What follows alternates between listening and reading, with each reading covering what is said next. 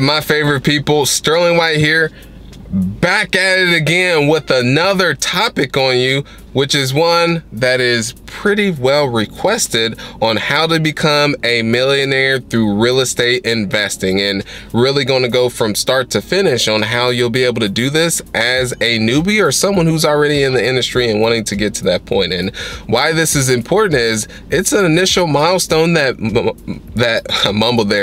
most people want to hit, so you'll definitely want to stay till the very end to get those insights. The first point is that you got to be aware and have the right mindset that you can do it, because myself I was able to accomplish that, and I came from Section 8 housing, welfare, food stamps, single mother, all these different obstacles as many people would see it as, but I ended up figuring out a way to navigate all that and get to that initial goal of accomplishing that type of status in the industry. And of course, you can be asset rich and then cash poor, all these different elements, because I was net worth. I was able to hit that on paper through all the assets, but that just goes to show you, one, what is possible, but it came down to having the patience and investing for the long term.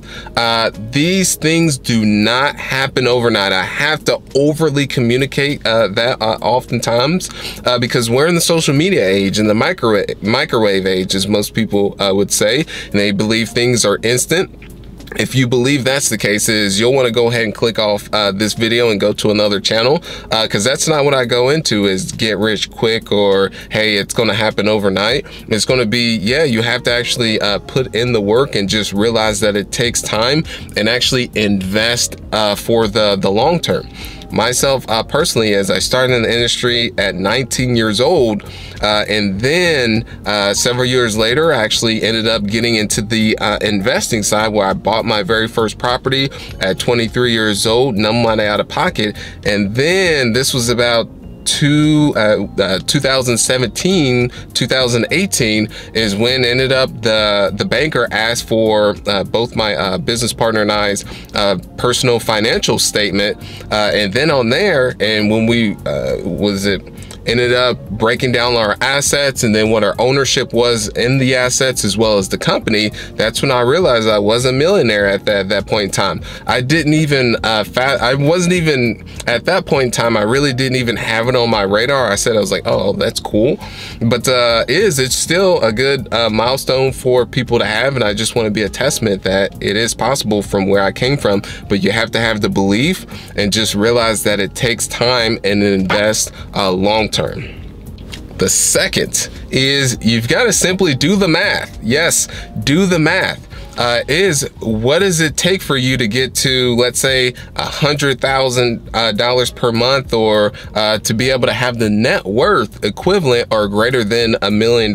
So breaking that down and saying that, okay, if I acquire this amount of assets and I pay this amount of principal down, I'll have this amount of equity in those, and at that point in time, that's when I will be a millionaire. So you'll just have to simply do the math, and then from there is when you break that down, now you can reverse engineer all the way back and say, okay, how many deals will it take for me to get those 10 houses or 5 houses to then become a millionaire? Okay, that's how many houses it'll take. Okay, how many deals do I need to look at?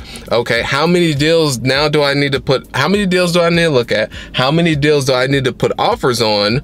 And then how many deals do I need to actually, you already got closed, but everything ends up reverse engineering. So first you've got to do the math, and then you can chronologically break down the action steps and the KPIs, the key performance indicators, to now be able to get to that end goal. You follow me there? Hopefully that wasn't too much. Okay, where is he going with all this? Yes, if you may have to rewind this a little bit to follow that, but it's all just a numbers game, and just looking at the data and the stats.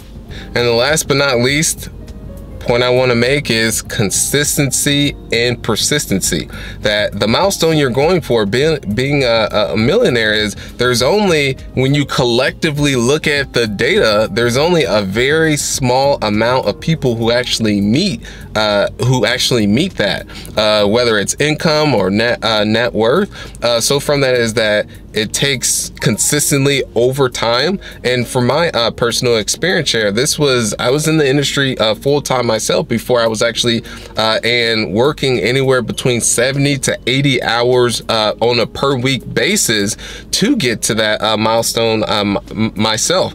And there was a lot of sacrifice. I didn't go out and party. I didn't go out. I wasn't out there chasing women or any of that. And so these are the sacrifices that I made to be able to get to where I wanted to go. And this was in my early 20s, where most people are deciding to go out there and have their fun. And then at a later point, they decide, okay, let me go ahead and buckle down and settle down from that. But by then is, yes, you can still accomplish where you're going towards, but now it may be into your 40s where you hit that status, that being a millionaire, versus if you worked at it in, let's say, your teens or even early 20s, now you're in your 30s and you have reached that, and then now you can just steadily keep building on that. Then at a later point, you can go ahead and decide to enjoy yourself even more.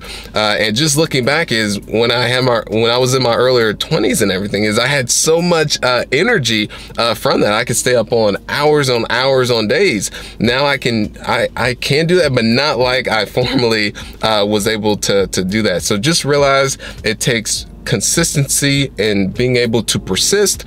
And let's say as you're looking to buy deals, for instance, and we mentioned about doing the math early, and let's say you have to look at 100 deals, and from looking at 100 deals, out of those you decide, okay, 10 I'm going to place an offer on, and out of those you get, let's say, one deal. Is doing the math. You have to be consistent, have that consistency enough to keep looking at 100 deals, because let's say it takes 5 deals or 6 deals for you to be a millionaire, for instance, is that from there is you got to look at 600 deals in order to get to those 6 deals that you're working towards. So you consistently, week in, week out, may have to look at 5 or 10 deals now in order to get to that end result that we were referring to, and not getting discouraged, and just having faith. Because that was one thing, as another experience share myself, is there were some days that that I was just constantly just putting in the work, planting the seeds,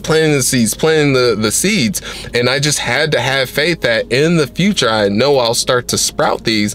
But when you're in the moment, it can be pretty daunting that, okay, I'm not seeing the results, but I knew from having faith, but also studying others that were in the space and just constantly reinforcing the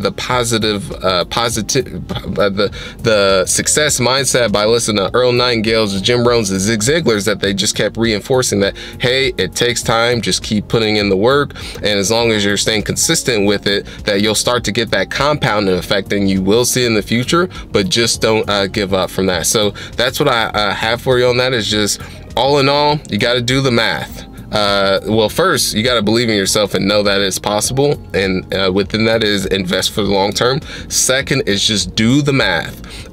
Third is being consistent with it and persistent. It just, you got to go out there and do the work and be willing to make the sacrifices. Myself, that's what I did. I gave up drinking. I gave up partying. I gave up